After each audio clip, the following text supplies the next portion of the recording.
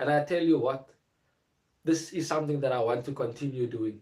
It is something that we are looking to have on a regular basis.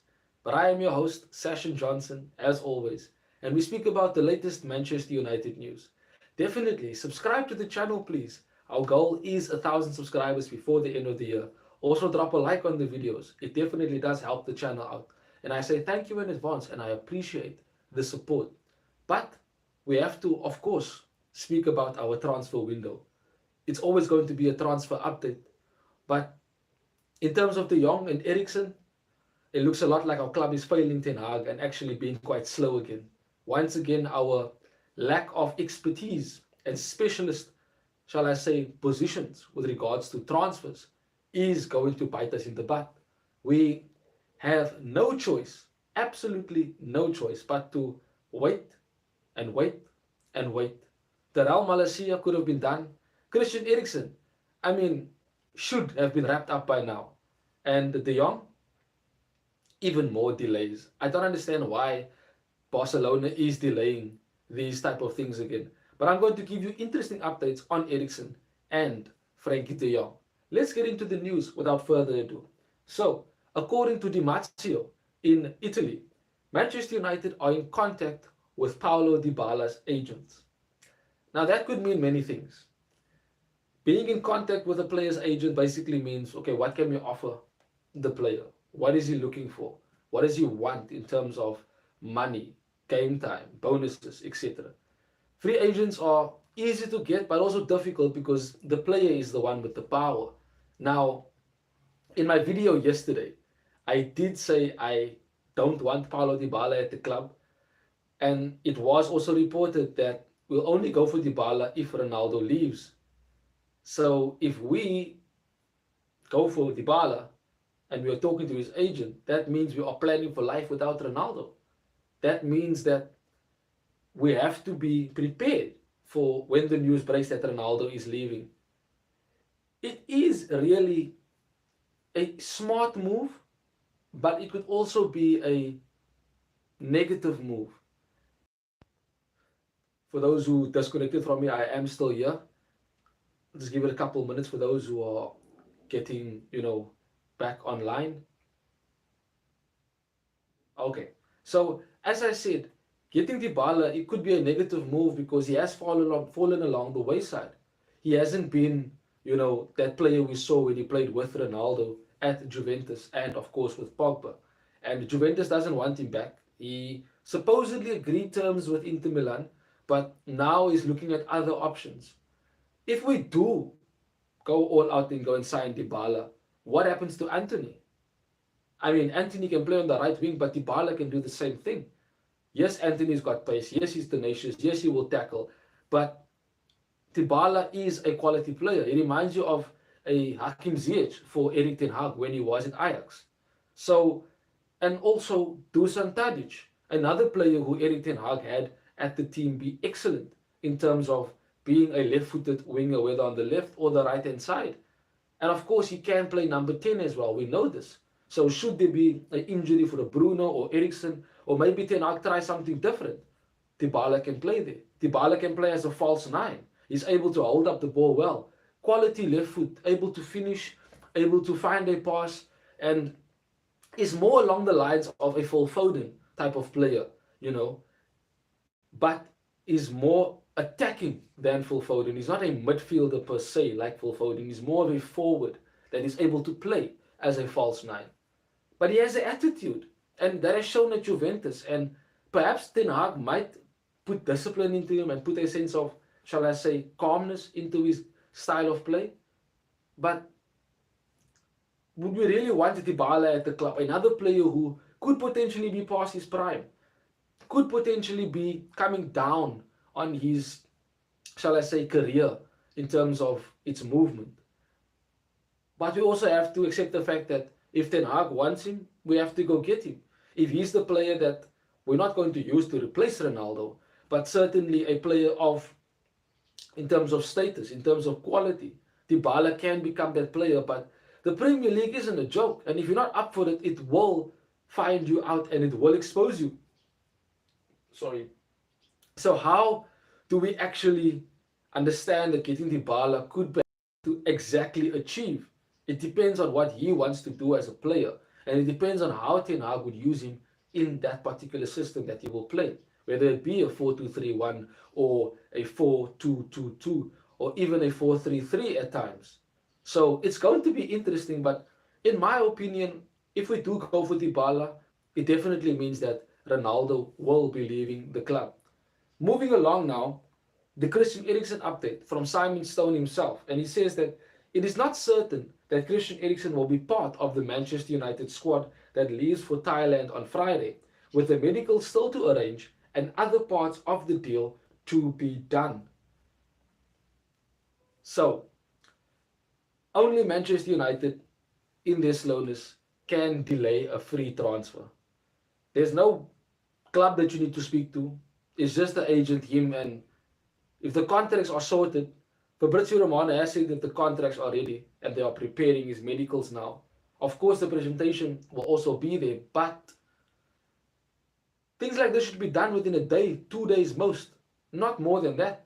We can't be delaying transfers that Erik Ten Hag wants in before we leave for Thailand on Friday. Eriksen needs to be sorted. I mean, De Jong is taking years. Another report from David Ornstein comes out saying that Erik Ten Hag and Frenkie de Jong are constantly speaking every single day. That's not positive news, that's normal. We expect things like that. I'm sure Ten Hag and Frenkie de Jong are not even talking about the transfer. They're probably talking about normal things, footballing things. But what's the point of just talking to him? Ten Hag has said he wants to have his style of play centered around Frenkie de Jong. But he hasn't even started training with us yet. There's not even an agreement in terms of the full fee. Yes, the fixed fee is agreed, but no add-on fee has been agreed. We haven't even started discussing personal terms. So Frenkie de Jong will not be on the flight Friday. I don't believe so. And now hearing Christian Eriksen might not be ready for that as well. Perhaps leaves Ten Hag with a bit of a problem, a bit of a concern. Yes, they can join later on, but how do they actually keep their heads level? How do they try and make sure that they get what Ten Hag wants before Friday? It's not easy. It never will be. It is our first, shall I say, transfer window with a new transfer team with Richard Arnold, etc., and John Murtagh. But we also have to be aware of the fact that we are Manchester United. These type of things should be done. De Jong more and more and more. Forget about him. Move on. Get another midfielder. I know Erik Ten Hag wants him. I know he's the number one priority. But it seems a lot like Barcelona just are trying their best not to sell him. They're trying to only sell him if they need to. Fabrizio Romano, just before I went live, basically said that Juan Laporte, Barcelona's president, has said that they want to keep Frenkie de Jong. They will only sell him if they absolutely need to. There are other offers for him, and yes, Manchester United is one of them. What is going on? If Frenkie doesn't want to leave Barcelona and his president is saying this thing, now we can call it professionalism, but on the other hand, we also have to tell ourselves, maybe they just don't want to sell him and they genuinely trying to keep him, and that's why they are delaying the transfer. That is why they are making it out to be as if we are still discussing, but meanwhile, they're trying to solve their own issues and then get to a point where they're like, you know what? We don't actually have to sell De Jong. We can actually keep him. Hey, yo, De Jong, you have to stay. It's all good. We don't need to sell you. Fabrizio speaks about a salary decrease that De Jong would need to take if he stays at the club, and he doesn't want to do that. If he says he wants to stay at the club and he loves the club that much, he probably would take a pay cut. That's what players do. Players who actually love football and love the clubs that they play for, he probably will take a pay cut. But let us also be real. Ten Hag does want him at the club, and I'm sure, like the phone calls says, Ten Hag definitely is telling him, come to the club. You will be the main man. You will be the engine in the midfield. But we're wasting time. We're leaving for pre-season on Friday. And the more time is wasted, the more we won't have the start to the season that we want. A first pre-season friendly is coming up against Liverpool. Yes, it's exciting. Yes, it's going to be a good game to see exactly how far these players have developed, what they have learned, and what type of play Ten Hag is going to have at Manchester United. But on the other hand, if he doesn't have the players that he wants at the club, yes, Terrell Malacia being a good signing is there, fantastic. He'll definitely speak about a few quotes that he has given. But He can't focus on the team and do what he needs to do if he doesn't have the players that he's supposed to have at the club. It is that simple. You cannot start building a house if you don't have the necessary tools. If you don't have a foundation, the house will collapse. There is no way the house would be safe enough to stay in if there is no foundation. And the way it seems, Frankie de Jong is Erik ten Hag's foundation. He is the man and the player that he wants to revolve and have his style of play start with and end with. Is for Eriksen and Frankie de Jong is definitely not good.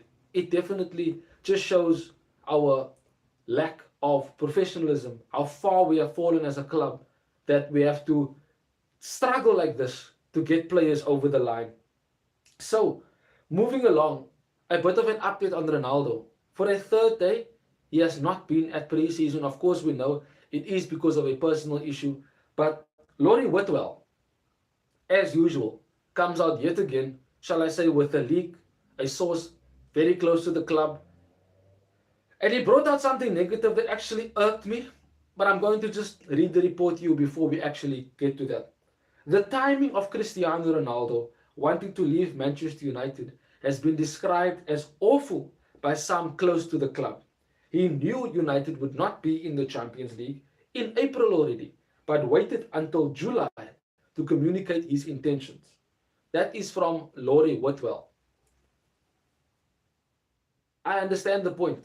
Trust me, I do. I get the fact that they're saying, you know what, the fact that he has not decided to say it earlier means that, it is a bit of a turmoil for the club. You are in a bit of a problem now. Yes, Ronaldo leaving is a concern. He is our best attacking player by a mile. And losing him would leave us with a problem and a hole up front. And we're trying to fix other holes. But in all honesty, intentionally, I don't think so. I think he gave the club enough time to show ambition, to show what they are going to do for the new season. Nothing happened. Delays. No concrete signings. And Terrell Malacia is good, but we know he's going to compete with Luke Shaw. He's not going to come in and start. He doesn't immediately change our attack and make our team competitive enough to win any trophies next season. So, Ronaldo leaving is a concern. But we have to be smart. And we have not to try and listen to what the negative press is saying in the UK. They will do everything to paint Ronaldo as the villain. And we need to understand that if he wants to leave, we have to respect that. Because he has earned that respect. And we need to be aware of the fact that he is reaching the end of his career and wants to achieve as much as he can in a short span of time. And if that means going to another team, performances that he put out in a crap season, in a crap team, players turn their backs on him. People at the club turn their backs on him. And you think he's supposed to just take that lying down? No. For sure, Ronaldo will be Ronaldo. He is big, but he's not bigger than the club. Never. He never will be. But understand this. Let's not allow the negative press and the negative news about Ronaldo to overshadow his importance to us. Ten Hag knows how important he is to the team, even though some of the players at the club don't. But Ten Hag knows the type of leadership and the mentality and the skill and the talent that he will bring to the team should he decide to stay. Now just finally, a bit of comments from Terrell Malacia with his first interview yesterday for Manchester United. And as I said, he's going to be a player that will challenge Luke Shaw at left back and potentially over time maybe become our number one left back. But this is what he had to say after signing for Manchester United. It is the biggest club in the world, and you can see it because of the fans, the great stadium, a lot of prizes won. With the new coach, he wants to build a winning team, winning prizes again, and I want to be part of that team. I am strong in defense. I love to attack. I have a good drive, and I never give up. Patrice Evra, I admire his style. Everything is fast, strong, energetic. I want to do even better. I know it's going to be difficult, but I set the bar high for myself. That is what I want. A player with a perfect mentality for the type of players that Erik ten Hag wants at Manchester United. That is the type of players he wants to have throughout the team. That mentality must be from players on the bench right through onto players on the pitch and into the under 23s and the academy. That is the mentality Ten Hag wants at the club. Malacia has definitely set the bar high for himself. And he says that he wants to do that because he wants to be like Patrice Evra, but better. And that in itself is absolute quality. But we'll have to wait and see how his performances are and see exactly how Erik ten Hag wants to use him and when he uses him. But Malacia is an exciting signing. He is a player. Yes, let me just repeat that. A stat has said that he's taken the third most shots in all top 5 leagues in Europe. And simply, he's behind Trent Alexander-Arnold and João Cancelo in third with the most shots taken. I would like to see Terrell Malacia hit one in the top corner at the Stretford End. That's going to be absolutely epic. Guys, thank you for joining me. Drop a like on the video if you have done so. Definitely join us live again when we definitely do go live. Always make sure that you subscribe to the channel so that you get the notification when we do go live. Thank you guys for joining me. Have a wonderful day further.